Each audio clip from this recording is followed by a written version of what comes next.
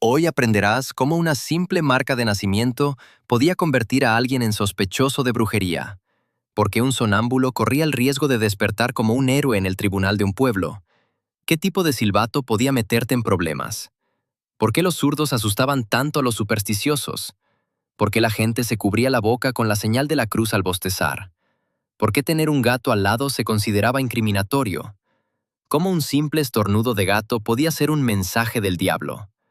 ¿Por qué la buena cerveza a veces era más peligrosa que la mala? ¿Cómo el queso perfecto podía ser la envidia de todo el pueblo? ¿Y por qué un huevo con 2 yemas en el siglo XVI podía verse no como suerte, sino como prueba? En la Edad Media y principios de la Edad Moderna, a veces bastaba convivir un poco más raro que los vecinos para que alguien se preguntara, ¿eres bruja por casualidad? Número 10. Los lunares. Imagínate, vives en algún lugar del siglo XV, tranquilamente, intentando sobrevivir a la peste, el hambre, el frío y la medicina medieval, cuando un vecino descubre por casualidad un lunar en tu espalda. Hoy en día, probablemente ni se darían cuenta. Bueno, un lunar es un lunar. Pero en aquella época, para una persona supersticiosa, podría parecer no una simple anomalía cutánea, sino un terrible presagio. Y en lugar de la frase «nada fuera de lo común», podrías oír algo mucho peor. Es la marca del diablo. En aquella época, algunas personas creían que los lunares, manchas, cicatrices o marcas inusuales en el cuerpo podían ser la llamada marca del diablo. La lógica era descabellada. Si una persona estaba relacionada con espíritus malignos, entonces debía haber alguna señal secreta en su cuerpo. Era como si el diablo hubiera descendido, les hubiera metido el dedo en la piel y les hubiera dicho, «Enhorabuena, ahora formas parte del bando del mal». Y cuanto más inusual era la marca, más fácil era para los vecinos supersticiosos inventar toda una historia a su alrededor. Pero la situación empeoró aún más. Se creía que tales marcas del diablo no podían sentir dolor. Así que los cazadores de brujas a veces pinchaban lunares sospechosos con agujas para observar la reacción de la persona. Si dolía, la persona podría estar fingiendo. Si no dolía, es evidente que eres una bruja. En otras palabras, el sistema estaba diseñado de tal manera que prácticamente no había escapatoria. Sin importar cómo reaccionaras, podía usarse en tu contra. Y lo más repugnante era que algunos usaban agujas retráctiles especiales. Parecía que alguien había sido pinchado, pero en realidad, la aguja estaba oculta dentro del bolígrafo. La persona no reaccionaba porque no había inyección, y la multitud recibía la prueba de que era una bruja. Como resultado, una simple marca de nacimiento podía convertirse no en un detalle médico, sino en una prueba mortal. Y si crees que esto es absurdo, espera al siguiente punto. Porque a veces se podía sospechar de una persona no por una marca en la piel, sino simplemente por ser sonámbula. El noveno trastorno es el sonambulismo. Hoy en día, si alguien se levanta de la cama por la noche, deambula por la casa, murmura algo y no recuerda nada por la mañana, lo llamamos trastorno del sueño. Desagradable, extraño, a veces peligroso, pero comprensible. Ahora traslademos esto a un pueblo medieval, donde la gente no entendía realmente las fases del sueño ni cómo funciona el cerebro, pero sabían perfectamente a quién culpar si un vecino actuaba de forma sospechosa. A las brujas y al diablo, por supuesto. Imagínense al pobre tío Ted. Se levantó en la noche, dio vueltas por la habitación, murmuró algo ininteligible y luego volvió a la cama. Hoy, la familia simplemente se asustaría y lo llevaría al médico. Pero en aquel entonces, la situación era diferente. Un hombre andaba por ahí de noche, con la mirada perdida, pronunciando palabras incomprensibles y fuera de control. Para los vecinos supersticiosos, ya no se trataba de que tuviera problemas para dormir, sino de que claramente estaba hablando con alguien. Y, preferiblemente, no con alguien agradable. Las cosas se ponían especialmente feas si al día siguiente ocurría algo malo en el pueblo. El caballo del herrero enfermaba, la leche del vecino se agriaba, la gallina de alguien desaparecía, caía granizo, la cosecha se arruinaba. La gente empezaba a recordar. Pero anoche, Ted andaba por el patio susurrando algo. Y así, Un sonámbulo cualquiera se convertía en el principal sospechoso. No importaba que él mismo no recordara nada. A ojos del pueblo, ya podía parecer alguien que había hecho un pacto con un espíritu maligno en plena noche. Por eso, en aquella época, el sonambulismo no era solo una rareza, sino un riesgo real. Un minuto estabas dormido, soñando un aburrido sueño medieval sobre nabos, y al siguiente podía ser el tema de conversación en una reunión de pueblo. Porque en un mundo donde casi cualquier comportamiento incomprensible se atribuía a la brujería, incluso un sueño podía convertirse en prueba. Y ahora pasemos a una señal aún más absurda de una bruja: el silbido común, que, según algunos, podía estropear la leche, invocar al viento y, en general, empeorar notablemente la vida de los vecinos. El número 8 es silbar. Sí, un silbido común y corriente. Ese mismo acto inofensivo que la gente usa hoy para entretenerse en la calle, llamar al perro o simplemente molestar a quienes los rodean. Pero en épocas supersticiosas, incluso silbar podía ser visto con recelo. En algunos lugares, se creía que ciertas melodías tenían poderes. Una supuestamente podía invocar al viento, otra podía estropear la leche, una tercera podía atraer espíritus o enviar una señal a alguien invisible. Así que, tú simplemente silbas en voz baja y tu vecino ya está imaginando una acusación. Lo más gracioso es que al silbato mágico se le solía culpar de desastres de lo más mundanos. No de destruir un reino ni de invocar un ejército de demonios, sino, por ejemplo, de estropear la leche. Imagínense la amenaza. La bruja podría haber obtenido poder sobre los elementos, pero en vez de eso decidió arruinar el desayuno de Berta. Aunque para un pueblo donde la comida, el ganado y la leche eran cuestión de supervivencia, incluso un asunto tan trivial podía parecer un verdadero desastre. Si la leche se echaba a perder, había que encontrar a alguien a quien culpar. Y la persona que había estado silbando de forma extraña junto a la cerca el día anterior parecía la persona ideal. No solo el silbato en sí podía ser peligroso, sino también el lugar. Silbar cerca de cierto árbol significa que estás invitando a una bruja. Silbar cerca de un cementerio significa que probablemente estás intentando resucitar a los muertos. Silbar en una iglesia significa que te comportas como si quisieras que te miraran con desprecio. Y si un animal cercano reacciona de forma extraña, como una vaca que gira la cabeza, entonces casi tienes la prueba. La vaca está interesada, lo que significa que el silbato no era solo un silbido. Así, un simple hábito podía convertirse en una peligrosa prueba incriminatoria. Daba igual que estuvieras caminando por la calle, tarareando una melodía por aburrimiento. En un mundo donde la gente temía a las fuerzas invisibles, cualquier sonido podía tener una explicación mística. Hoy en día, lo máximo que te pasaría por un silbido molesto sería que te callaras. En aquel entonces, la gente podría suponer que controlabas el viento, la leche, los animales e incluso a los muertos. Y ahora, pasemos a un rasgo sobre el que una persona no podía hacer nada: ser zurdo. Porque a veces, escribir con la mano equivocada bastaba para que tus vecinos te miraran con demasiada atención. El número 7 es la surdera. Hoy en día, una persona zurda es simplemente alguien a quien le resulta incómodo usar ciertas tijeras, escribir en un cuaderno sin ensuciarse la mano, o sentarse en un escritorio junto a una persona diestra. Pero en tiempos de superstición, la situación podría haber sido mucho peor. Dado que la mayoría de la gente era diestra, la surdera se percibía como algo extraño, anormal y sospechoso. Y si algo se desviaba de la norma, la mentalidad medieval rápidamente encontraba la explicación más simple. Sin duda, había espíritus malignos involucrados. En muchas culturas, el lado izquierdo se ha asociado tradicionalmente con lo malo, lo incorrecto o lo peligroso. Incluso la palabra izquierda solía sonar no como una dirección neutral, sino más bien como una insinuación de algo negativo. Por lo tanto, una persona que escribía, comía, trabajaba o se persignaba con la mano izquierda podía parecer a los demás no solo inusual, sino casi provocadora, como si estuviera eligiendo ostentosamente el lado del diablo cada día. Lo más inquietante era que tal sospecha podía incluso influir en cómo se percibían las palabras de una persona. Si alguien zurdo intentaba defenderse, simplemente no le creían.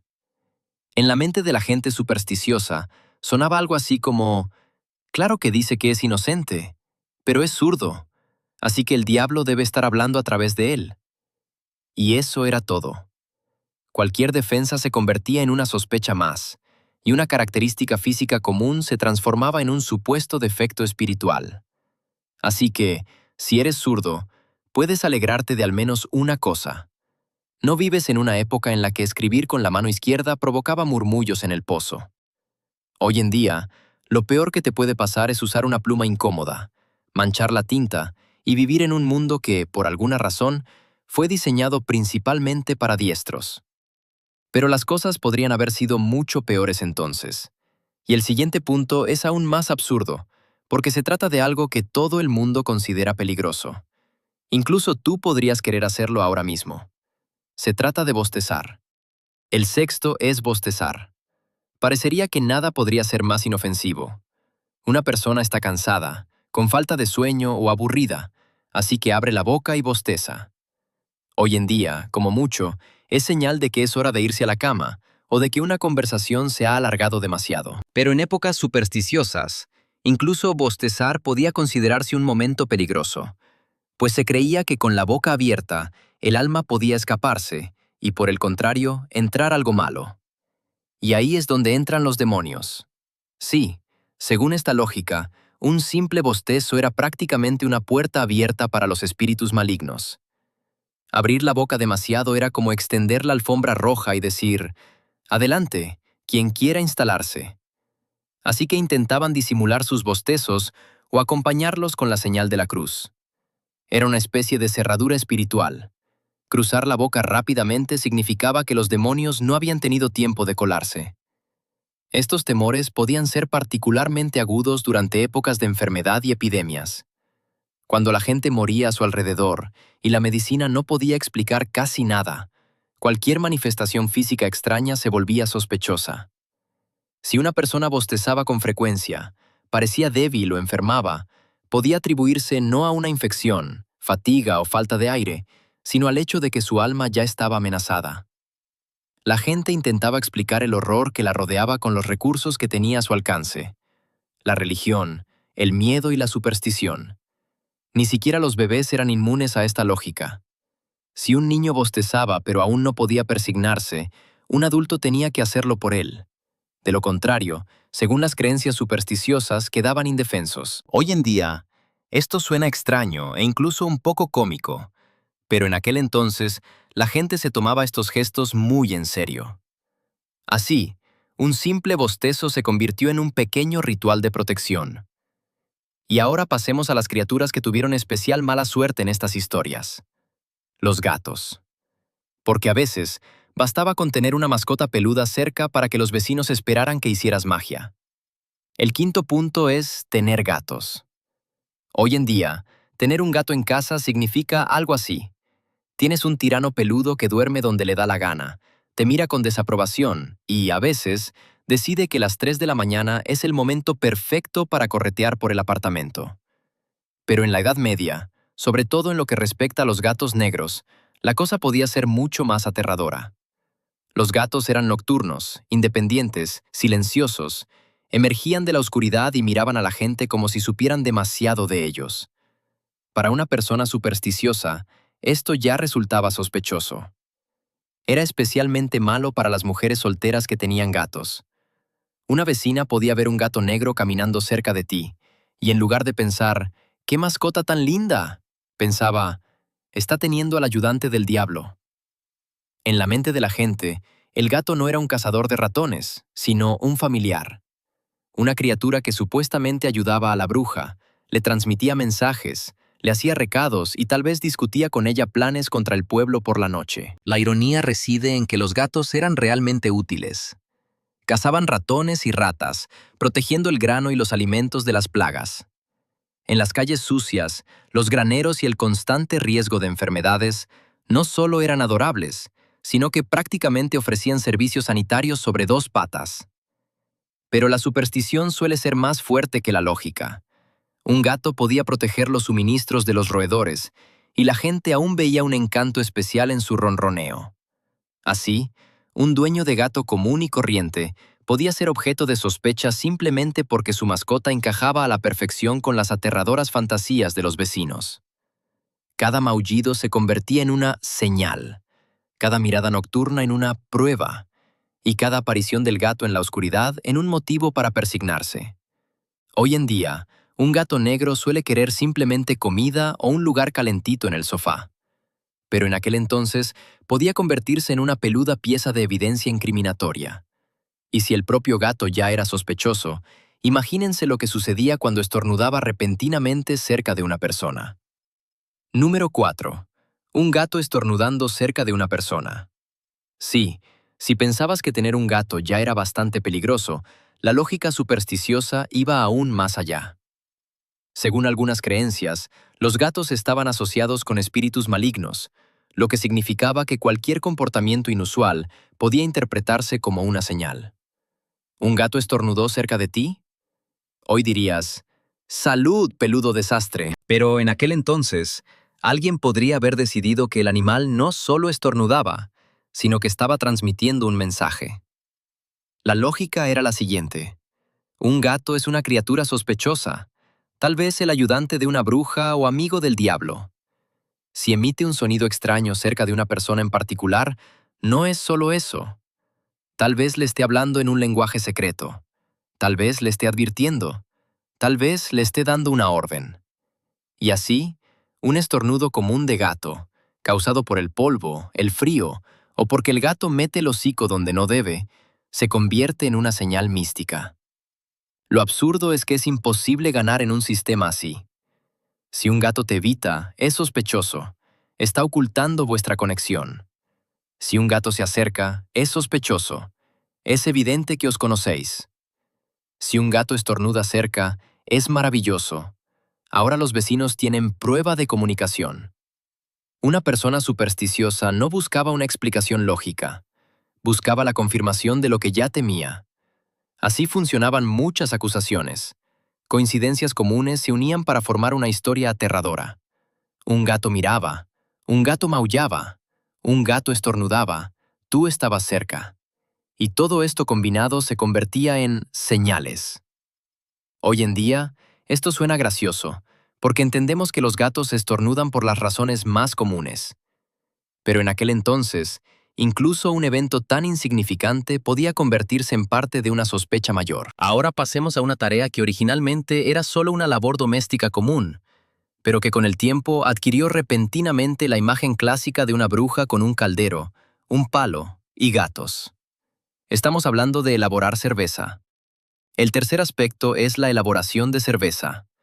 Hoy en día, elaborar cerveza en casa suena a pasatiempo para alguien con un fin de semana libre, frascos sueltos en la cocina y ganas de pasar horas explicando a los amigos la diferencia entre la cerveza ale y la lager. Pero en la Edad Media y posteriormente, la cerveza era algo común en la vida, y a menudo eran las mujeres quienes la elaboraban. Era una labor doméstica, una forma de ganar dinero y una habilidad importante, porque la cerveza no era solo una bebida para fiestas, sino parte de la dieta diaria. Imagina a una mujer cuya cerveza es exquisita. La gente viene, la elogia, la compra y la comenta. Pero la de tu vecino es un desastre agrio, la de otro vecino es turbia y extraña, y la tuya siempre prepara una cerveza excelente. En un mundo normal, la gente diría, ella sí que sabe elaborar cerveza. Pero en un mundo de envidia, superstición y escaso conocimiento de los procesos de fermentación, surge otra teoría. ¿Acaso esto no es brujería? Lo particularmente interesante aquí es cómo la realidad cotidiana se fusionó gradualmente con la imagen de la bruja. La cervecera tenía un gran caldero, un palo o un agitador. Quizás había gatos correteando, cazando ratones y protegiendo el grano. Quizás trabajaba con hierbas, aromas, líquido hirviendo, vapor y extrañas burbujas de fermentación. Para nosotros, esto es la producción normal de bebidas. Para un vecino asustado, es una mujer de pie junto al caldero, revolviendo algo con un palo, gatos por todas partes, vapor que se eleva del caldero. Bueno, la imagen está completa. Por supuesto, no todas las cerveceras se convertían automáticamente en sospechosas de brujería, Pero la mera asociación de mujer, caldero, hierbas, gatos y una bebida extraña alimentaba con fuerza el estereotipo. Y si su cerveza era más popular que la de las demás, la envidia se sumaba. En el pueblo, a veces, tener demasiado éxito bastaba para que alguien atribuyera tu éxito no a la habilidad, sino a la magia negra. Y si una buena cerveza podía despertar sospechas, un buen queso ocurría de forma similar. Solo que, en lugar de un caldero, la principal prueba era un sabor excesivamente perfecto. El queso número 2 es demasiado bueno. Imagina un pequeño pueblo donde todos hacen queso. El de uno es agrio, el de otro es duro como una piedra, y el de un tercero es tan bueno que podría usarse como material de construcción. Pero solo el tuyo sale perfecto siempre, suave, delicioso, aromático, con la textura justa. Hoy en día, la gente podría pedirte la receta. Pero en un pueblo supersticioso, primero te pedirían que explicaras por qué el tuyo es tan sospechosamente bueno. El problema era que la gente aún no comprendía bien cómo las bacterias, la temperatura, la pureza, la humedad, el tiempo de maduración y la tecnología afectaban la calidad del queso. Veían el resultado, pero no entendían el proceso. Y cuando la gente no entiende el proceso, suele inventar explicaciones. Y si ya hay vecinos envidiosos cerca, la explicación rápidamente se torna desagradable. Nos robó el sabor del queso. Sí, suena absurdo, pero la lógica era más o menos esta. Una bruja puede robar mágicamente la calidad de los productos de otra persona y transferirla a los suyos. Destacar era especialmente peligroso. Si todos los demás en el pueblo hacían queso mediocre, pero el tuyo era siempre excelente, no se trataba solo de talento, era tema de conversación. La gente empezaría a murmurar. ¿Por qué ella lo hace tan bien? ¿Qué le añade? ¿Qué dice mientras fríe la leche? ¿Por qué se nos echa a perder todo, pero a ella no? Y cuanto más les gustaba tu queso, más se enfadaban, más envidiaban y buscaban una explicación mística. Así, la habilidad común se convirtió en motivo de sospecha. Un buen queso podía ser el resultado de la experiencia, la precisión, la temperatura adecuada y los utensilios limpios. Pero para un vecino supersticioso, esto parecía demasiado aburrido. Era mucho más interesante creer que uno robaba el sabor de los quesos ajenos por la noche y lo incorporaba al suyo. Ese era el precio de una receta perfecta. Y el último punto suena a lotería de pueblo. Un huevo común con 2 yemas podía considerarse no como una agradable sorpresa, sino como un presagio de algo malo y peligroso. El número 1 es el huevo con doble yema. Hoy en día, un huevo así suele traer alegría. Al romper la cáscara, aparecen 2 yemas. Una pequeña sorpresa en la cocina, como si la gallina hubiera decidido producir una ración doble. Algunos incluso dirían que trae buena suerte. Pero en el siglo XVI, especialmente en un pueblo supersticioso, las cosas podían ser muy diferentes. Cualquier cosa inusual en la naturaleza no se percibía como una coincidencia, sino como una señal.